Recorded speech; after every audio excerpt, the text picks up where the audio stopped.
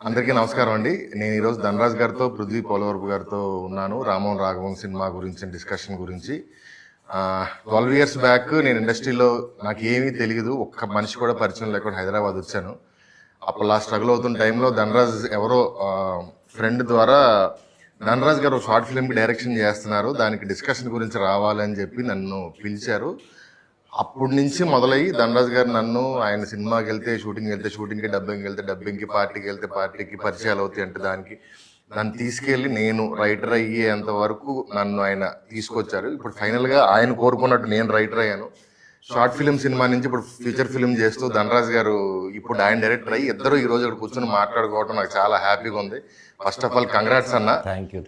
నేను ఇక్కడ short film నుంచి ఫీచర్ ఫిల్మ్ వరకు రావడం, మీతో మాట్లాడటం నిజంగా చాలా హ్యాపీగా ఉంది. నాకు చాలా హ్యాపీగా ఉంది. అంటే ఏంటంటే బేసిక్గా నువ్వు ఈ స్థాయికి వస్తావని నేను ఆ రోజు అనుకోలేదు. అంటే ఇంకా పెద్ద స్థాయికి వెళ్తావా అది కూడా ఏమనుకోలేదు.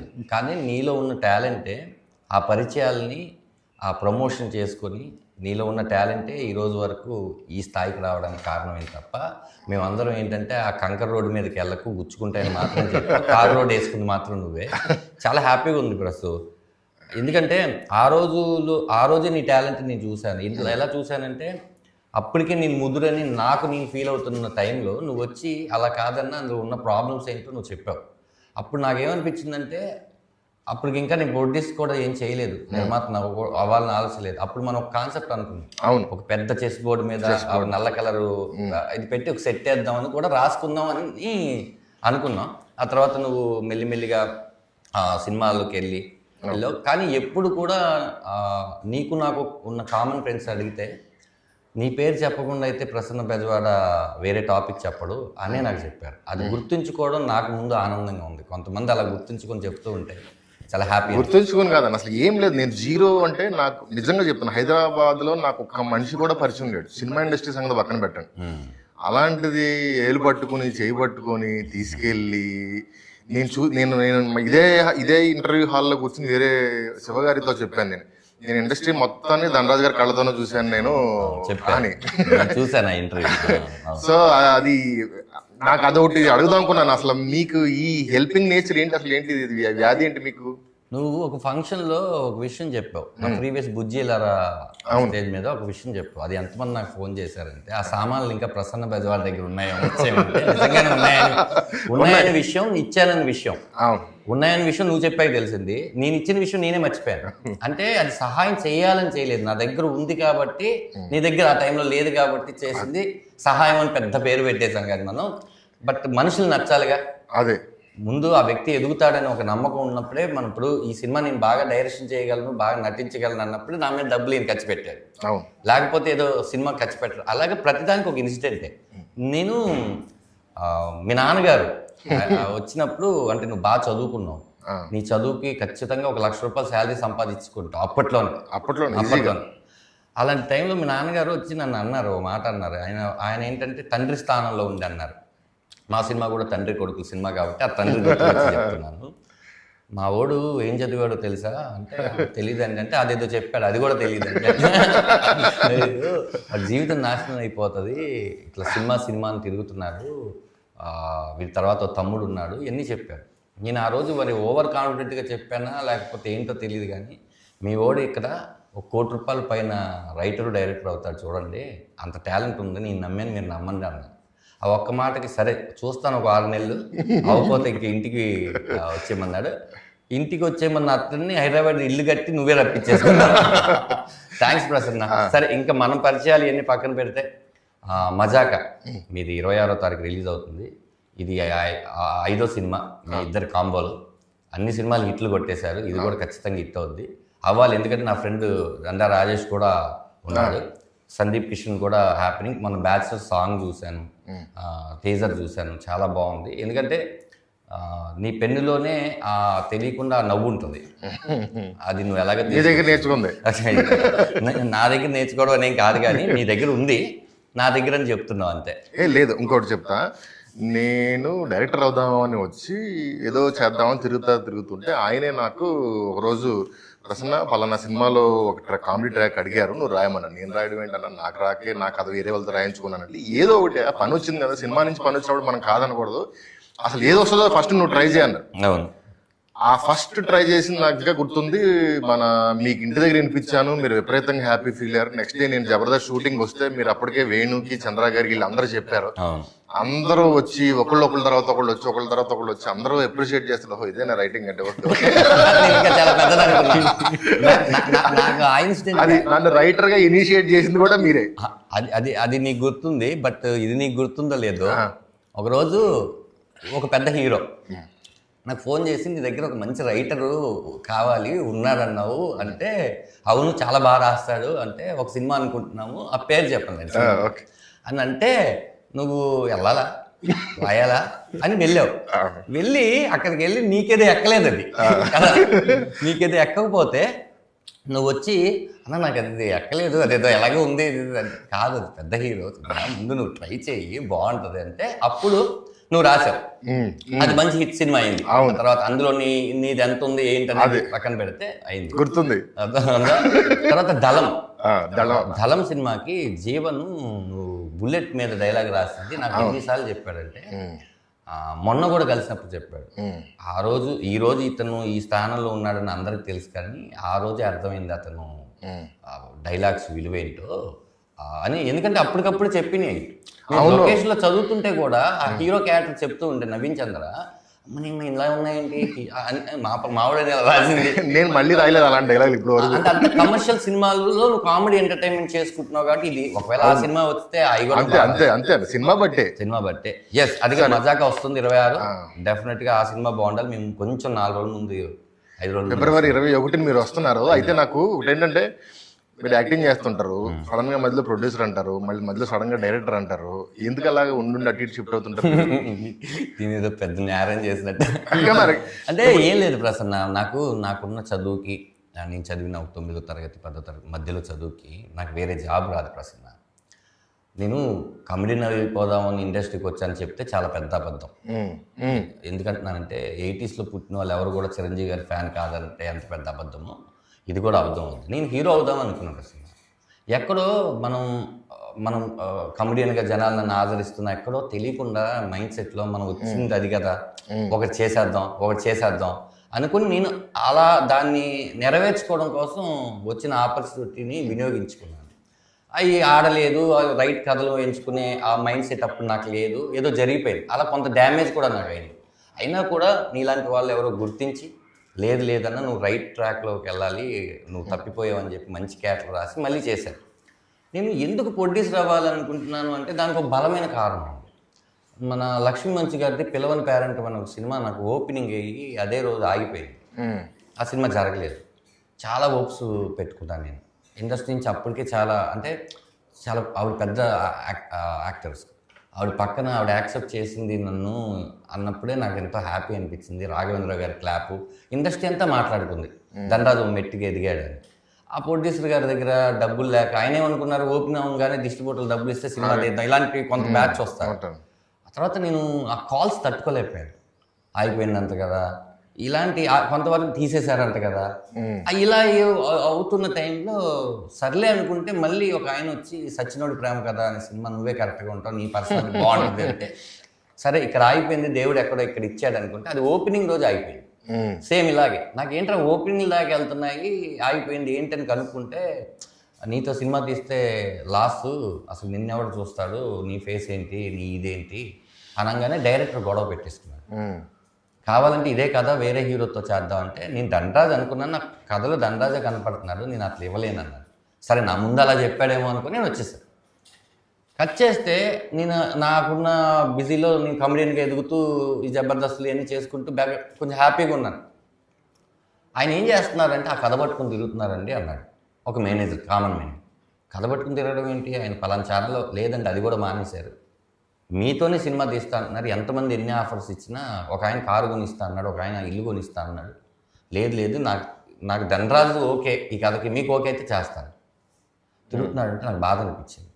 నేనేదో అలా వదిలేసి వచ్చేయంటే అప్పుడు నేను సరే మన దగ్గర కొంత అమౌంట్ ఉంది, జబర్దస్త్ చేస్తున్నాం, ఎపిసోడ్కి ఇంత వస్తుంది, చిన్న అమౌంటే కదా అని, సార్ నా దగ్గర సచ్చినోడు ప్రేమ కథ తీసేంత డబ్బులు లేవు, ఇంకో కథ ఏదైనా చేద్దాం అనగానే ఒక చిన్న మినిమం బడ్జెట్, ఆయన 50 అన్నాడు, నేనే కొంచెం ఒక 80 వరకు చేద్దాం సార్ అని నా ఫ్రెండ్స్తో కలిపి అలా నేను ప్రొడ్యూస్ చేయాల్సి వచ్చింది. నేను ఎందుకు అడిగానంటే ఇప్పుడు యాక్టర్గా మీరు ఒక అమౌంట్ తీసుకుంటూ హ్యాపీగా వెళ్తుంటుంది లైఫ్. అవును, మీరు ప్రొడక్షన్ చేసినా డైరెక్షన్ చేసినా అది 1 year పాటు వచ్చేది ఆగిపోగా మనకు కొత్తదిగా రాకపోగా మళ్ళీ ఖర్చు దీని ప్లస్ ఎదురు ఖర్చు పెట్టుకొని దీని ప్లస్లు దీని మైనస్లు దాని తాలూకు లగేజ్ మన మీద పడి స్ట్రగుల్. ఎందుకంటే మా ఫాదర్ ఎలా అయితే నాకు వీడు ఇంజనీరింగ్ చేశాడు శుభ్రంగా జాబ్ చేసుకుంటే బాగుండేది అని అనుకుంటాడు, అలాగే నేను ఒక వెల్విషర్గా హ్యాపీగా లగ్జరీగా ఉండాల్సింది పోయి ఈయన ఎందుకు టెన్షన్ పడుతున్నాను నా పాయింట్.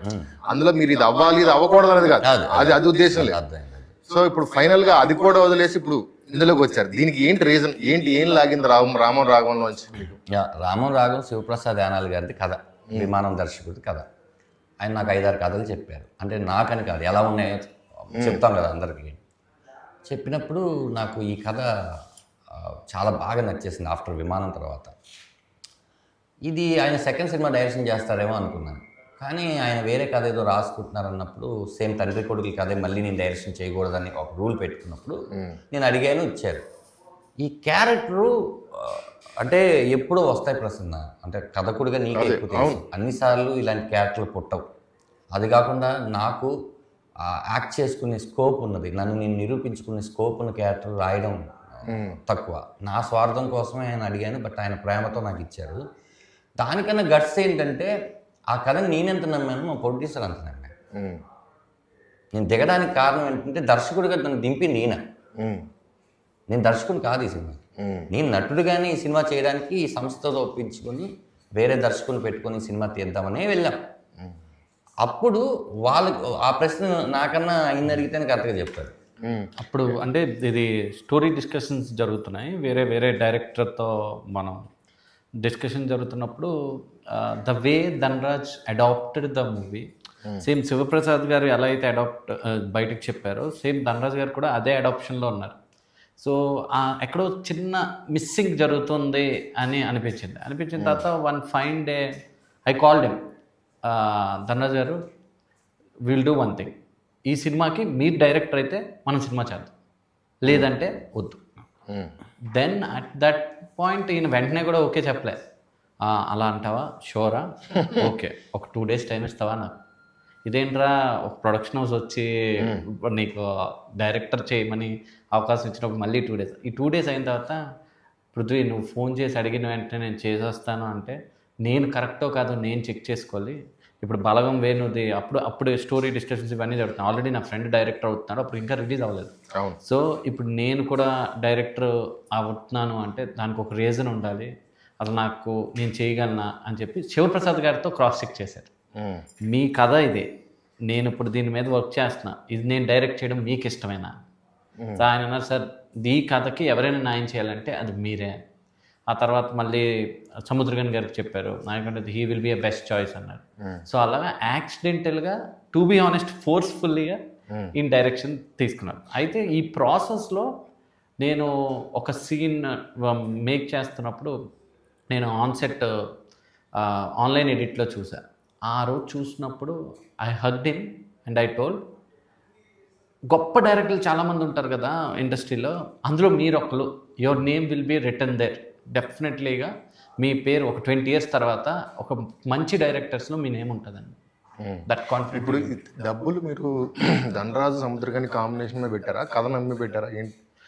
నేను ఫస్ట్ స్టెప్ తీసుకోవడానికి ఏంటి వార్డ్రోబ్? కథేనండి, ఫస్ట్ చెప్పింది కథేనండి. కథ చెప్పిన తర్వాత నేను ఆ నలుగురు చూసాను, సో 90s బ్యాచ్. సో ఆ టైంలో నేను చూసినప్పుడు నేను ఏం ఫీల్ అయ్యానో ఆ ఎమోషన్ ఉంటుంది కదా, అదే నాకు జూమ్ కాల్లో కథ చెప్పినప్పుడు అదే ఫీల్ అయ్యాను నేను. ఆ కథ చెప్పిన తర్వాత దాని మీద ఒక 8 to 9 months వర్క్ చేసాం స్క్రిప్ట్ మీద, ఎక్కడెక్కడ ఎలా ఉండాలి ఏంటి అని చెప్పేసి. ఆ తర్వాత కథ తర్వాత కాంబినేషన్ సముద్రగన్ గారు కొడుగ్గా ధనరాజు, సో ఈ కాంబినేషన్ కూడా బిలీవ్ చేశాను. సో ఆబ్వియస్లీ కథ డ్రైవ్ చేసిందండి. ఇప్పుడు అన్న సముద్రగన్ గారి గురించి, ఆయన ఒక స్టేచర్ డైరెక్టరు, ఆయన ఒక స్టేచర్ క్యారెక్టర్లు మహేష్ బాబు గారితో వాళ్ళతో చేస్తున్న అతను జనరల్గా మ్యాన్ ఆఫ్ ది స్టేచర్ కిందకు వచ్చి చిన్న సినిమాలు చేయడానికి ఎవరు ఒప్పుకోరు. అంటే ఈవెన్ అది ఫుల్ లెంత్ క్యారెక్టర్ అయినా టైటిల్ రోల్ అయినా సరే మన ఫీజు విషయంలో కానీ నెక్స్ట్ మళ్ళీ పైకి వెళ్తే అతను ఈ సినిమా చేయడం ఇండస్ట్రీలో ఇవి ఉంటాయి. అది నేను పేర్లు చెప్పను కానీ ఆయన స్టేచర్లో ఉన్న అలాగే ఆ క్యారెక్టర్లు చేసే మిగతా 3-4 ఆ సెగ్మెంట్లో ఉన్న వాళ్ళు ఎవరైతే ఉన్నారో వాళ్ళు 100% చేయరు. ఈయన ఎప్పుడు ఆ విమానం అని చేస్తారు, మధ్యలో వెళ్ళి ఇలాంటి రామరాగం ఇలాంటిది ఏది ఉన్నా కూడా నేను విన్న దాంట్లో ఆయన ఏంటి, ఆయన మైండ్ సెట్ ఏంటి అసలు? నేను విమానం సెట్లోనే ఆయనకి నెక్స్ట్ ఏంట్రా అని అన్నాడు ఆయన. ఆయనకి విమానం లాంటి ఒక కథ, ఒక కమెడియన్ అంత టేస్ట్ఫుల్గా కూడా ఉంటుందా? కామెడీ కథ కాదు ఇది. అతను భుజం మీద వేసుకుని శివప్రసాద్ తీసుకున్న దాకా తీసుకొచ్చాడంటే వీడికి ఒక టేస్ట్ ఉందని నమ్మాడు ఆయన. అప్పుడు నెక్స్ట్ విమానంలో మేమిద్దరం కాంబినేషన్ యాక్ట్ చేస్తూ ఉంటే నెక్స్ట్ ఏంట్రా అన్నాడు. మళ్ళీ శివప్రసాద్ గారు కదేనన్నా అని ఆయన విన్నా వినకపోయినా ఊరిని అలా చెప్తూ ఉన్నా. ఇందులో ఫాదర్ క్యారెక్టర్ నేను చేస్తే నీకు ఓకే అన్న ఆయన అడిగాడు, నేను అడగలేదు. అదే అన్న నీది చేస్తే సూపర్గా ఉంటుందన్నా, మరి నిజమేనా, నేను అన్ని ప్రొడక్షన్ హౌస్కి చెప్పుకోవచ్చా అన్న, ఇది నేనే చేస్తున్నాను అన్నాడు. ఆ డౌట్ అనేసాడు. ఎందుకంటే అక్కడేమో శివకార్తికేయన్ గారికి దానిలో ఫాదర్, ధనుష్ గారికి విఐపి దాంట్లో ఫాదర్, ఇక్కడేమో పిల్లోడికి ఫాదర్. నాకు ఫాదర్గా చేయడం చాలా వినడానికి చాలా సూపర్గా ఉంది. ఎలా అని మళ్ళీ క్రాస్ చెక్ చేశాను. నేను చేస్తున్నా. కొన్ని కథలు వచ్చినప్పుడు మనం వదులుకోకూడదు, అవి మళ్ళీ మన దగ్గరకు రావు. అలాంటి కథ ఇది, మనం చేస్తున్నాం అంతే అన్నాడు. ఆ తర్వాత నాకే కాదు, తిరుమానిక్కమని ఆయన సినిమా మనం రిలీజ్ అయింది, ఆ సినిమా కూడా అలాగే చెప్పారు. అది మంచి సూపర్ హిట్. ఆయన ఒప్పుకుంటున్న టైంలో బ్రో షూటింగ్ జరుగుతుంది. మనం బ్రో సెట్లో కలుద్దాం. ఆయన ఈ సినిమా రిజల్ట్ పక్కన పెట్టండి, బ్రో సినిమా పవన్ కళ్యాణ్ గారితో డైరెక్షన్ చేస్తున్న ఆయన నెక్స్ట్ సినిమా వేరే డైరెక్షన్ చేయాలని ఉంటారు. ఆయనకు వచ్చే ఆఫర్స్ చాలా ఉంటాయి. దాంట్లో నాకు 35 days ఇవ్వాలి. ఆయన కథని ఎంత బిలీవ్ చేయకపోతే నాకు ఫాదర్గా యాక్ట్ చేయడం ఒకటి, అన్ని రోజులు పవన్ కళ్యాణ్ గారి సినిమా చేస్తున్నప్పుడు ఎవరైనా సరే అంతే ఆగుతారు అనుకున్నాం కానీ అవ్వట్లేదు బాయ్, ఇంకోటి ఏదైనా ఉంటే నేను సపోర్ట్ చేస్తా సినిమాకి, నువ్వు కానిచ్చే ఇంకెవరు ఉంటే పట్టు. రెండోది దట్టు ఇంకోళ్ళు ఏంటంటే రెమ్యునేషన్ పెంచేస్తారు కూడా. ఫస్ట్ చెప్పిన కమిట్మెంట్ కన్నా సరే ఏదో డబ్బుల కోసం అది చెప్పేస్తే ప్రొడ్యూసర్ రాలేము, అది కూడా లేదు. మాకు ఏదైతే చెప్పారో అదే అమౌంట్ తీసుకున్నారు. అదే అమౌంట్ పక్కన పెడితే ప్రమోషన్స్కి ఇంకో 15 రోజులు కేటాయించారు.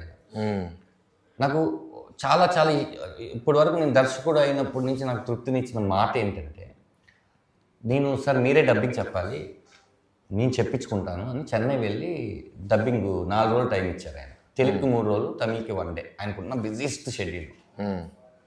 నేను వెళ్ళి డబ్బింగ్ చెప్పించాను. ఫస్ట్ హాఫ్ 2 రోజులు అయిపోయింది. ఆయన ఫ్లోలోనే చెప్తానని సినిమా చూడను. సెకండ్ హాఫ్ ఎప్పుడు చెప్తామంటే రేపు మార్నింగ్ 8:45 కల్లా వచ్చేసే అన్నారు. నేను సర్లే అని 8:30కి వెళ్ళా. సెకండ్ హాఫ్ చూస్తున్నాడు ఆయన సినిమా, తమిళ్ వెర్షన్. నేను సరే డిస్టర్బ్ చేయకూడదు కదా అని చూస్తున్నాను. అయిపోయింది 8:40కి అయిపోయింది. ఆయన కంట్లో నీళ్లు పెట్టుకుని అలా బయటకు వచ్చారు, గట్టిగా కొబ్బులిచ్చుకున్నారు. రైట్, ఇంకా నేను ఆయనకు వచ్చిన తెలుగులో ఇంకా ఈ దుష్టుడి పాత్రలు చేయండిరా, ఈ దుర్మార్గ పాత్రలు చేయండిరా, నాకు ఒక విమానం, ఒక ఇలాంటి సినిమా చాలా ఒక అప్ప, నేను అలా వెళ్ళి హ్యాపీగా ఉంటాను, ఇంకా చేయండిరా అని డబ్బింగ్ కంప్లీట్ చేసి నా ఆఫీస్ తీసుకెళ్ళి బాలచంద్ర గారి పెద్ద ఫోటో ఉంటుంది ఆయన ఆఫీస్, కూర్చోబెట్టి ఒరే కొడక, మనం చాలా స్క్రిప్ట్లకి డైరెక్షన్ చేద్దాం అనుకుంటాం, కానీ ఒక స్క్రిప్ట్ మనల్ని అడుగుతురా నువ్వే డైరెక్ట్ చేయని, అదేరా ఈ స్క్రిప్ట్ అన్నాడు. కొన్ని షార్ట్లలో కొన్ని అర్థాలు ఉన్నాయిరా, అది ఎలా పెట్టగలిగావు అని అడిగి మేము ఇద్దరం డిస్కస్ చేసుకుంటే అప్పుడు నేను హోటల్కి వచ్చి ఇంకా అయిపోయింది. అంటే ఆయన ఒక నేషనల్ అవార్డ్ యాక్టరే కాకుండా చాలా పెద్ద డైరెక్టర్, సీరియల్స్ అలవగ్గా చేసేసిన డైరెక్టర్. ఆయన మెచ్చుకున్నారు మొదటి సినిమా డైరెక్టర్ అంటే ఇంకేం కావాలి. సినిమా అవుట్పుట్ చూసి ఇంకా నాకు అది హ్యాపీయెస్ట్ అనిపించింది. అన్నప్పుడు యాక్టర్గా ఆయన, నేను ఇక్కడ శంకర్ గారు చెప్తే విన్నాను, ఆయన షార్ట్లు చేస్తుంటే ఏం చేస్తున్నాడో అంత ఇంపాక్ట్ తెలియదు, కానీ ఎడిట్లో టేబుల్ మీద చూసేసరికి అది వేరే రేంజ్లో ఉంటుంది అన్నాడు. యాక్టర్గా ఏంటన్న ఆయన ఎలాగా ఆయన మరి ప్రిపేర్ అవ్వరో నేను దాని స్క్రిప్ట్ తెలుగు కాబట్టి ఆయన ప్రిపేర్ అవుతారు. తెలుగు కూడా ప్రాంప్టింగ్ లేకుండా చెప్తారు ఫస్ట్. 2 సీన్ మూడ్లో ఉంటారు. అప్పుడు మనం కామెడీ సీన్ చేసాం మన సినిమాలో. అవును. ఆయన మానిటర్ దగ్గరికి వచ్చి తెగ నవ్వుకొని మళ్ళీ వెళ్ళి అది అమ్మ సీన్. అవును. అరే నేనేంట్రా ఇంత యంగ్ అని అరే నేను ఇంకా ఫుల్ ఎంటర్టైన్మెంట్ చేస్తాను నెక్స్ట్ అని. నెక్స్ట్ ఎమోషన్ సీన్లో కూడా ఆ నైట్ షూట్స్ ఈ టైంలో కూడా బయటకు వెళ్ళిన తర్వాత ఇలా ఉండేవాడు. అన్న ఏంటి అంటే మూడ్లో ఉన్నారా నేను అంటే ఆయనకి తెలియదు అది అలా ఏమైంది ఒంట్లో బాగాలేదా ఏంటి బయట చలేస్తుందా. ఆయనలో ఉన్న పెద్ద ఎక్స్ప్రెషన్ చెప్పేది ఏంటంటే బాగా నచ్చిందని మనకు అర్థం అవడానికి ఇప్పుడు ఆయన ఒక శాల్వా వేసుకొని చలికాలం షూటింగ్ నేను ప్రతిరోజు మేము 6 రోజులు షూట్ చేయాలి కానీ మాకు బిహెచ్ఎల్ హౌస్ 4 రోజులే దొరికింది. అది ఎక్స్టెన్షన్ 2 o'clock 6 o'clock అయ్యేది. మళ్ళీ ఆయన చాలు కప్పుకొని బయట క్యారవాన్ అది కూడా నైట్ ఫుల్ మస్కిటోలో ఇలా కూర్చొని ఉన్నాడు. అన్న ఒకసారి చూస్తారా ఆన్లైన్ అని నేను చూపించినాక పా ఎవడరా వాడికి ఎందుకురా ప్రాబ్లమ్స్ వద్దరా ఉండకూడదురా అని ఎప్పుడైనా నేను హ్యాపీగా ఉన్నప్పుడల్లా అరే వద్దరా ప్లీజ్. దీనికి తోడు కథ గురించి వాటి గురించి డిస్కషన్ చేస్తుంటే వేరే సెట్లో ఆయన హనుమాన్ షూటింగ్లో ఉన్నారు విభూషణ్ గెటప్లో ఉంటే ఎవరో ఒక ఆర్టిస్ట్ వచ్చేసి సార్ రామం కథ ఉంది ఎవరు రావాలి నాకు ఫోన్ చేస్తారు. మేము క్రాస్ చెక్ చేసుకోవడం కోసం కొంతమంది రివ్యూ రైటర్స్కి పేరు వద్దు సినిమా చేసాం. వాళ్ళు సినిమా చూసి పెద్ద పెద్ద ప్రొడక్షన్ హౌస్కి వాళ్ళు ఫోన్ చేసి చెప్పారు ఈ సినిమా మీరు తీసుకోండి ఖచ్చితంగా ఇప్పుడు మీకు చిన్న సినిమాలా కనపడుతుంది వన్స్ థియేటర్కి వచ్చిన తర్వాత సినిమా ఇంటికి వచ్చేస్తుంది వాళ్ళు చెప్పారు. ఈ చెప్పే ప్రాసెస్లో వాళ్ళు సముద్రగని గారికి ఫోన్ చేశారు సార్. ఫోన్ చేసి మీ కాళ్ళు పట్టుకుంటాను సార్ ఏంటి అన్నట్టు నాకు మా నాన్న గుర్తుకొచ్చాడు అని చెప్పి ఏదో చెప్తే ఎవడరా వాడు ఏడుస్తున్నాడు ఏంటరా నా మూడ్ డిస్టర్బ్ చేయడానికి నేను ఎక్కడున్నా కూడా కనుక్కోట్లేదు నువ్వు ఎవడో సినిమా చూపిస్తున్నావు ఫోన్ చేద్దాం నువ్వు అంటే. ఇంకోటి కూడా ఆయన ఈ సినిమాని ఇప్పుడు ఇక్కడ అంటే ధనరాజు గారు అందరికీ తెలుసు. ఇప్పుడు తమిళనాడు అటువైపు సో మాకేం తెలియదు సముద్రగని గారికి ఎక్కువ తెలుసు. ఎప్పుడు ఒక లాస్ట్ 10 yearsలో ఆయన ఎప్పుడు ఎవరికి ఫోన్ చేసి ఈ సినిమా బాగుంది మీరు తీసుకోండి మీరు చెయ్యండి అని చెప్పి 10 years అయిందంట ఆయన ఓన్ ప్రొడక్షన్ ఆపేసి. సో ఈ సినిమాకి మొన్న ఒక లాస్ట్ అది కూడా కాదు నా నోటికి కూడా నేను ఎవరిని అడగలేదు నిజంగా అదే.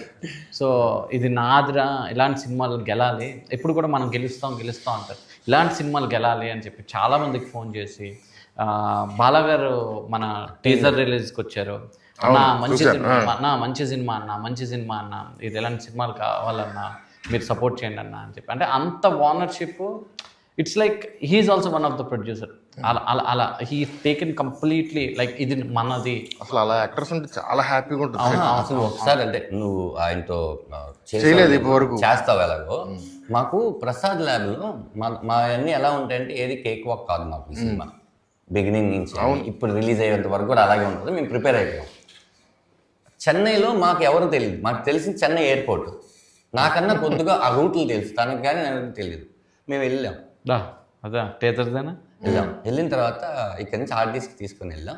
తంబి రామయ్య గారు బాలా గారు బాబీ సింహ గారు పొరాటా సూరి గారు పసంగల డైరెక్టర్ ఇట్లా ఇంకో పెద్ద వాళ్ళు అందరూ వచ్చారు. ప్రెస్ గిస్ మొత్తం ప్రసాద్ గారు ఆయన పాపం బ్లాక్ అండ్ బ్లాక్ వేసుకుని వచ్చారు. తెలియకుండా నేను బ్లాక్ వేసాను ఈయన బ్లాక్ వేశారు. వచ్చిన గెస్ట్లు అందరూ బ్లాక్ అండ్ బ్లాక్లో వచ్చారు. సరే ఇక్కడ అలాగే వస్తానేమో అనుకున్నాను మధ్యలో అయిపోయింది. నేను చాలా అసలు బిగ్ స్క్రీన్ ప్రసాద్ ల్యాబ్ చెన్నైలో అసలు దర్శకుడు అవడమే గొప్ప విషయం అనుకుంటున్న టైంలో తెలుగులో తమిళ్ అది బాలాగారు వీళ్ళందరూ లాంచ్ అయిపోతున్నారని నేను అక్కడ కూర్చొని ప్రొజెక్టర్ ఆన్ చేద్దాం అనుకుంటే సార్ కేడిఎం ఓపెన్ కావట్లేదు సార్ అంటే ఫస్ట్ టైము నేను టెన్షన్ చూసాను మనలో ఏం చేయాలి ఇక్కడికి కాదు అక్కడికి కాదు ఇదంతా మళ్ళీ డౌన్లోడ్ చేసి మళ్ళీ ఇంకోటి చేసి ఎంత చేసాం దగ్గర 30 minutes. ఇది చెప్తా ఇది సార్ కేడిఎం ఓపెన్ కాలేదు. ఈ విషయం ఎవరు చెప్తాం ప్రొడ్యూసర్ నేను ఇక్కడ ఉన్నాను ఏమన్నా ఒక మాట అది ఒకవేళ ఇప్పుడు ప్రాసెస్ కరెక్ట్గా స్టార్ట్ చేస్తే 1/2 hour అవుద్ది. ప్రసాద్ ల్యాబ్ నుంచి వైఫై వాళ్ళకు ఉండదు కాబట్టి వాళ్ళు చెన్నైకి ఫోన్ చేయాలి ఆ కంటెంట్ ఇచ్చేయాలి. ఈ లోపల ప్రెస్ తెలుగు తగిలేదు అన్నా మనం తెలుగు సినిమా మనం తమిళ్లో చూపిస్తాం నేను ఏదో ఒకటి చేస్తాను వెళ్ళి వచ్చి కూర్చుంటే అది ఓపెన్ కావట్లా అని చూస్తాం అయిపోయింది. అరే ఏంట్రా గెస్ట్లు అందరూ వచ్చారు ఎన్న మ్యాటర్ అని అన్న పైకి వచ్చారు సినిమా ఓపెన్ కావట్లేదు అన్నా ఇదే హిట్ ఇదే అన్నాడు ఆయన. ఇక్కడ ఫస్ట్ టైం ఉన్న సినిమా కంటెంట్ ఓపెన్ కాకపోతే సూపర్ ఓపెన్ అలా అయిందట కొన్ని సినిమాలు. నేను అసిస్టెంట్ డైరెక్టర్ గా ఉన్నప్పుడు నేనే ఇలా ఏం టెన్షన్ పడితే ఎంతసేపులో వద్దో చెప్పు అన్న ఫస్ట్ అంటే ఒక 15 నిమిషాలు చచ్చి అందుకే అన్నీ వెళ్ళాడు 30 నిమిషాల తర్వాత వచ్చాడు. ఫస్ట్ లో ఉన్న హ్యాపీనెస్ తగ్గి ఏంట్రా వాళ్ళ గారు వీళ్ళు గారు అంటే అన్నంటే లక్కీగా అది చెకింగ్ కోసం నా మొబైల్ పంపించుకున్నాను. అక్కడ వేయాల్సింది 4K బట్ నా మొబైల్ MP4 ఉంది. సరే అయితే ఏంది ఏదో ఒకటి ఏంటి అంటే అది పెట్టి తన ల్యాప్టాప్లో పెట్టి మొత్తానికి చేసి వేస్తే అది 4K లాగా వచ్చింది. ఏంటి వాళ్ళు 4Kనే చేసి పంపించారు 1080 వచ్చింది. అంతా నేను ఇట్లా వణికిపోతున్నాను టెన్షన్ ఫుల్ ముందే అయిపోద్దేమో అని. అయితే మనం ఏదో చెప్పుకోవచ్చు తెలుగు అక్కడ మనకు మీకోసం ఇంత టైం ఎందుకంటే బాలాగారు అప్పటికి ఫంక్షన్స్కి వచ్చి 1 year దాటిందంట. ఆయన ఫంక్షన్కి వెళ్దంట. వచ్చి రావడం వాళ్ళందరూ సినిమా గురించి మాట్లాడి ఇచ్చేసారు. దానికి ఒక సముద్రకన్నా ఇంకా అంటే ఆ పెద్ద ఆయన కాలు పట్టుకోవడం ఒక్కటే తప్ప. అప్పుడు నాకు అర్థమైంది అమ్మ మనం లేదు కంప్లీట్ ఓనర్షిప్. ఆయన మన తమిళ్లో నా బ్యానర్ వేద్దాము ఇది చేద్దాం అంత ఆలోచనలో వన్స్ ఇన్ని హ్యాపీయెస్ట్ థింగ్స్ నువ్వు అడిగావు కాబట్టి ఈరోజు చెప్పాను. ఇవన్నీ ఎవరికి తెలియదు. హ్యాపీనెస్ ఉంది, ఎంత సాడ్ ఉంది, ఎంత బాధ ఉంది. అందుకే నా కేక్ వాక్ లాగైతే ఈ సినిమా జరగలేదు. ఎప్పుడూ మీ plan successful film cake walk తీసుకోదు, అసలు ఏ ఫిల్మ్ తీసుకోదు, ఫస్ట్ కేక్ వాక్ సక్సెస్ అవుద్ది. నేను గట్టిగా నమ్మేది ఏంటంటే రేపు సినిమా అందరూ ధనరాజు హీరో ఏంటి ఆడికి అంటున్నారు. ఇందులో సముద్రకని గారు తండ్రి, ప్రమోదిని గారు తల్లి, వాళ్ళిద్దరి మధ్య పుట్టిన కొడుకు కథ ఇది. ఈ సినిమాకి హీరోయిన్లు ఎవరంటే నాకు ప్రమోదిని గారు, సముద్రకని గారే. నేను ఇందాక ఒక ఇంటర్వ్యూలో చెప్పాను, అమలాపురం అనే ఒక ఊరిలో జరుగుతున్న ఒక కథని వీళ్ళందరినీ అమలాపురం తీసుకెళ్ళలేను కాబట్టి ఆ కథని స్క్రీన్ మీద తెచ్చారు. ఓకే, ఈ సినిమా చూసిన తర్వాత డెఫినెట్గా ఈ రాఘవ అనే క్యారెక్టర్ ధనరాజ్ 100% బాగా చేశాడు అని పేరు తెచ్చుకోవడం కోసం నేను అనుక్షణం డైరెక్టర్ ధనరాజ్ని తిట్టేవాడిని, నాతో బాగా చేయించాను. అలాగే చేయించుకున్నాను. నాకు తెలిసి మేమనుకుంటున్న రిజల్ట్ ఇంకా మాకు ఎవ్వరు లేరు. మాకున్నది ఒక మీడియా, జనాలనే నమ్మాం. ఇంకా ఇండస్ట్రీలో మేము ఎవరిని నమ్మలేదు. వై బికాస్ చూసేసాం. ఎవరు కూడా ఒక్క ఎంకరేజ్ కూడా చెప్తారేమో విందాం అనుకుంటే మాకు ఇప్పటివరకు చెప్పలేదు. అది నాకు చెప్పినా కూడా నేను దాయగలను. డైరెక్టర్ ప్రొడ్యూసర్కే చెప్పాడు. మా ఇద్దరు ఎవరికి చెప్పినా ఇద్దరం అది చెప్పేసుకుంటాం. అంటే ఇప్పుడు ఫ్యాక్ట్స్ మనం యాక్సెప్ట్ చేయాలి. ప్రొడ్యూసర్ డైరెక్టర్ పేజీలో లేకపోతే అంతే.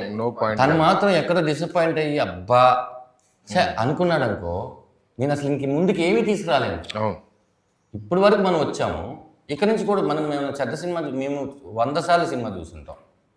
100 సార్లు మేము ఏ హై ఫీల్ అయ్యామో అదే కనిపించింది. ఈ 100లో ఒక్కసారైనా సరే ఎక్కడో తప్పు జరిగింది అని అనిపించుంటే ఈ సినిమా ఎప్పుడో రిలీజ్ అయిపోయేది, 1 డేట్లోనూ 2 డేట్లలో. 2 రోజులు ఆగి మంచి డేట్ కోసం వెయిట్ చేసే వాళ్ళం కాదు. నాతో జీ ప్రసాద్ గారు సార్ ఇది తీసుకుంటున్నప్పుడు అడిగితే ఎలా ఉందన్నా, సరే ఏంటి పరిస్థితి అన్న. ఆయన అన్నాడు, విమానం ప్రమోషన్స్ జరుగుతున్నప్పుడు ధనరాజు గారికి ఏం సంబంధం లేదు, కానీ ఇండస్ట్రీలో చాలామంది ఆర్టిస్టులని, చాలామంది టెక్నీషియన్ని ఆయన తీసుకొచ్చి షోలు వేసి చూపించి వాళ్ళతో మాట్లాడి ఆయన ప్రమోషన్ చేసిన విధానం నాకు చాలా హ్యాపీ అనిపించి స్టేజ్ దిగుతూ అన్నాను, నేను ధనరాజు నీకు హెల్ప్ చేసే రోజు నాకు రావాలని కోరుకుంటున్నానని ధనరాజుకి చెప్పాను. సో ఫైనల్గా మనోడు ఈ సినిమా చేస్తాను అనగానే నేను వెళ్ళి చూద్దాం అనిపించింది, చూశాను. సో హెల్ప్ చేయాలని కాదు, నాకు సినిమా నచ్చి మేము తీసుకోవాలనుకుంటున్నాము అని ఆయన చెప్పాడు. నాకు అప్పుడు ప్రసాద్ గారు ఆయన అంత ఈజీగా వెళ్ళిపోతే బాగుంది అని ఆ టైప్ కాదు. ఆయన నాకు ఒక మాట అన్నారు ఈ సినిమా చూసిన తర్వాత. ఆయన కూడా ఏంటి అంటే ఈ సినిమాలో 1 of the part లాగే ప్రతి విషయంలోనూ నాన్న ఆ సీన్ కొంచెం లెంత్ తగ్గించు, ఇది చేయని చెప్పి మొత్తం ఎడిటింగ్ కరెక్షన్స్ అన్నీ చేసి ఆయన ఎంత చేయాలో అంత ఎక్కువ చేసి ఒక మాట అన్నారు, మేమిద్దరం ముగ్గురు ఉన్నాం, భోజనం చేస్తున్నాం, వివాహ భోజనంలో. అలా చూస్తూ ఎందుకన్నాడో తెలియదు, ఈ సినిమా రిలీజ్ అయిన తర్వాత నేను చూసే కళ్ళు మారుతాయి ధనరాజు. నువ్వు అంటే అలా నడుచుకుంటూ వెళ్తే నేను చూసే కళ్ళు వేరేలాగా చూస్తాను. కానీ అంటే ఇంతమంది పెద్దవాళ్ళు ఊరికి నన్ను పొగడాల్సిన అవసరం లేదు కదా, అది ఎంకరేజ్మెంట్. వాళ్ళు మనకు చేయాల్సిన ఏదైనా ఉంది అంటే అది మాకు ఆ రోజు అంతా హై ఇచ్చి. అదే. సో ఫిబ్రవరి 21న ఈ సినిమా రిలీజ్ కాబోతుంది. రామోహన్ రాఘవం అన్నయ్య చాలా చాలా కష్టపడి, అంటే డైరెక్షన్ చేయడం అంటే ఒకటి, ఆ వర్క్ చేయడం, ఆ క్రాఫ్ట్ చేయడం అది పక్కన పెడితే ఆయన చేస్తున్న కమెడియన్గా అతను చేస్తున్న అతని కెరియర్ని పక్కన పెట్టి రావడం, ఎందుకంటే డైరెక్షన్ చేసి ఒకసారి మళ్ళీ ఇంకో సెట్లోకి వెళ్తే ఆ డైరెక్టర్ అయిపోయాడు, మనం ఇప్పుడు ఈ సీన్ చెప్పినా మనం ఏదన్నా ఒక ఇంతకు ముందు ఇంప్రవైజ్ చేస్తే కమెడియన్ ఇంప్రవైజ్ చేశాడు అనుకుంటాం, ఇప్పుడు మనం ఏదైనా ఇంప్రవైజ్ చేస్తే డైరెక్టర్ ఇంప్రవైజ్ చేశాడు అనుకుంటాం. సో పిలిచే వాళ్ళు కూడా చాలా సాక్రిఫైస్లు ఉంటాయండి. అది నెక్స్ట్ 2-3 years పడాలి ఏదన్నా ఉన్నా. సో ఆ సాక్రిఫైస్లు అన్ని చేసి అన్నిటికీ రెడీ అయ్యి చేసిన సినిమా ఈ రామోహన్ రాఘవం. February 21 రిలీజ్ అవుతుంది థియేటర్స్లో. అందరూ థియేటర్కి వచ్చి సినిమా చూసి ఈ సినిమాని బ్లెస్ చేయాలని కోరుకుంటున్నాను. Thank you Prasanna. Me cinema release ఉండి కూడా అడగగానే వచ్చి నేను చేస్తాను ఎవరు చేయరు, అది మనలో ఉండాలి. 26వ తారీఖు ఒకసారి కాదు ఇంకో 4-5 సార్లు చేస్తాను. అలాగే ఆల్ ది బెస్ట్ మజాకాకి. 26 మీరు వస్తున్నారు, 21 మేము వస్తున్నాం.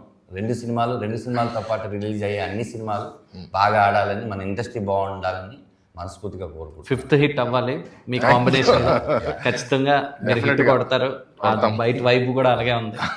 విష్ యూ ఆల్ ద మా సినిమా చూసి ఆ ఎమోషనల్ రైడ్ లో ఉన్న వాళ్ళందరూ మీ కామెడీ రైడ్ లో థ్యాంక్ యూ.